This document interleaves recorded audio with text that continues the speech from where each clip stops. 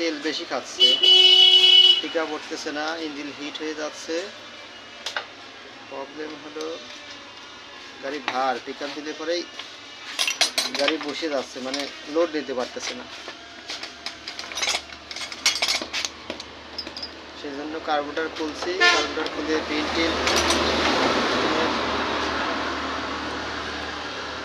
ইঞ্জিনের অবস্থা একেবারে জাম। ইঞ্জিনে একবারে ফুটারটা জাম হয়ে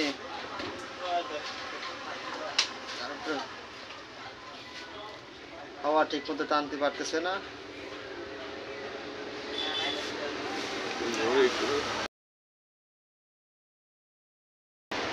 টানতে পারতেছে না, একেবারে জাম। মনে একটু সেকেন্ড তার দাও, সেকেন্ড তার দাও।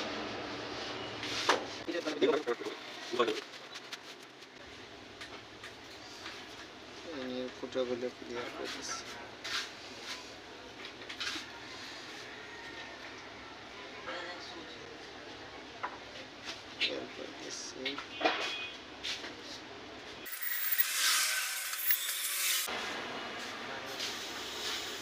ফুটা এখন ক্লিয়ার হয়ে গেল। ক্লিয়ার হয়ে গেলে পরে না ফুটাগুলো একবার ক্লিয়ার,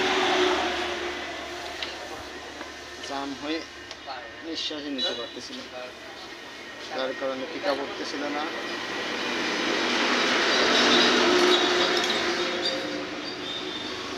গাড়ি চলাও শান্তিও ছিল না, স্টার্ট দাঁড়ায় থাকতেছিল না, প্রচন্ড হিট হচ্ছিল। এটা সিলটা ঠিকই আছে, মাপ ঠিক আছে, অসুবিধা লাগাই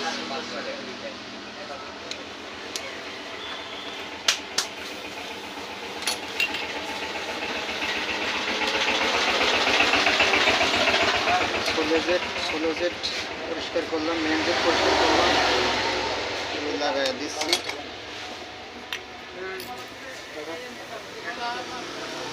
সোলের ট্রেন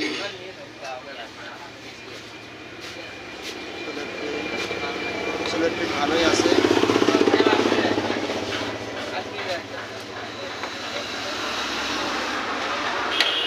হোল্ডটাও ভালোই আছে, ঠিকই আছে।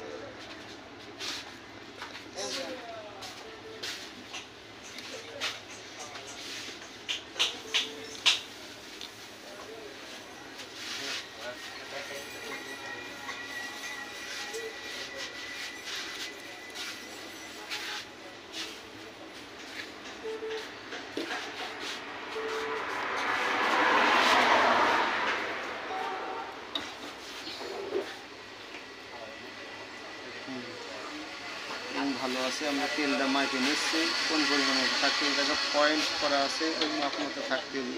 বেশি হলেও সমস্যা, কম হলেও সমস্যা, মাপ আছে, পরিমাণ মতো আসলে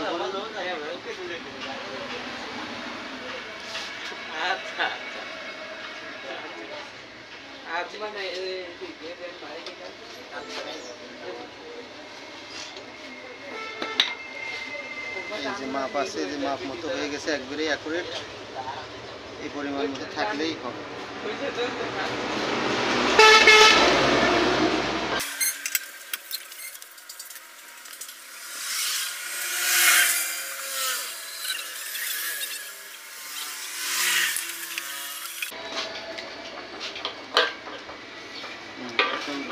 তেলের মাপটা সব ঠিকই আছে, এখন লাগাই দিচ্ছি।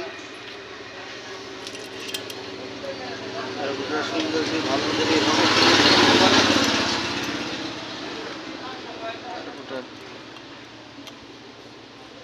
তেলটা অ্যাকুরেট করে অ্যাডজাস্ট করতে হবে। আর ক্লিন ঠিক মতো করলে পরে আপনার গাড়ি পিক আপ স্মুথ হবে এবং স্টার্টও দাঁড়ায় থাকবে। স্লো অবস্থায় জোরে টানে স্লো করলে পরেও স্টার্ট দাঁড়ায় থাকবে এবং গাড়ি চালায় শান্তি হবে, গাড়ি হিট কম হবে, গাড়ি পাতলা হবে, পাতলা চলায় শান্তি হবে। Complete, carburettor complete.